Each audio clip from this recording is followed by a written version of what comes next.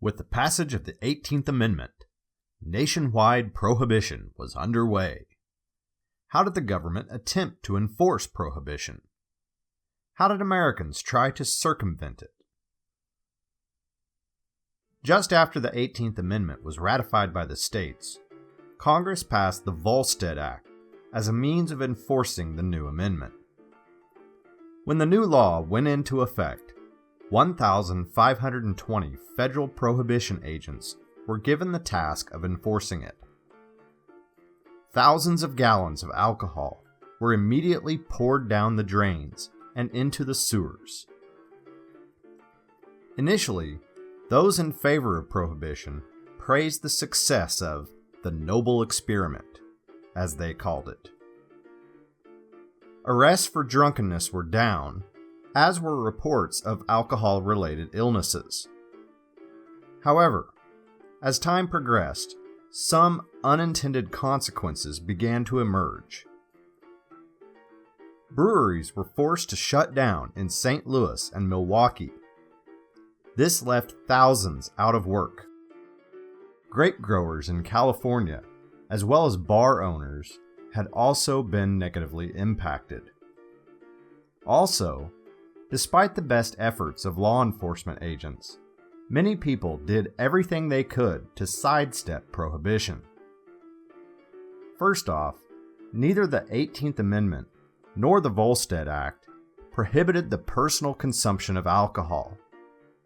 As a result, many people began stockpiling wine and other alcoholic beverages prior to the implementation of prohibition. Also, the law included a provision that as much as 200 gallons of homemade wine could be made each year per household. This did cause the sale of grapes to increase, but many people began raising their own grapes as well. By far the biggest unintended consequence of prohibition was the rise of the speakeasy.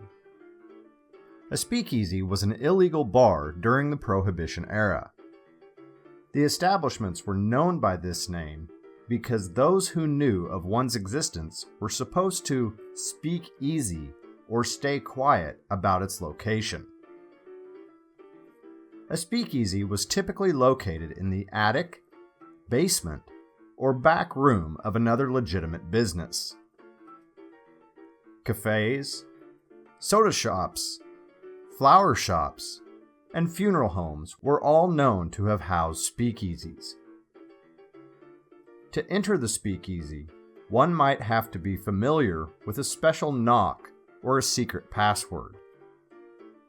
Once inside, other code words might be used for ordering drinks. One of the most common was cocktail, which was used to describe some other beverage that had been mixed with alcohol. This term is still commonly used today. Cocktails could be mixed using soft drinks, fruit juices, or flavored waters.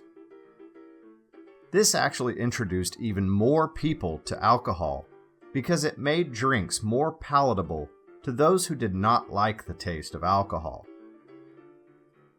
To further disguise the nature of the beverage, different types of glasses were used, other than those that have traditionally been used for alcohol. As speakeasies became more and more popular, prohibition became easier to ignore for many Americans. Everyone could be found in a speakeasy, from factory workers to mayors, police chiefs, and judges.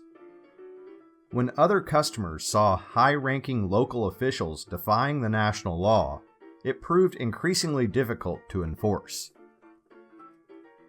However, since speakeasies were illegal, the threat of being raided by the authorities was a constant danger. Most speakeasies had a signal of some sort, which it used to inform customers that a raid was imminent. For example, the band performing might be instructed to play a special song. This would be used as a cue for customers to vacate the premises. The speakeasies were sometimes equipped with emergency exits, trap doors, and secret cabinets where alcohol could be hidden. As the 1920s came to a close, speakeasies were incredibly common throughout the United States. Some estimates claim that there were as many as 100,000 speakeasies in New York City alone.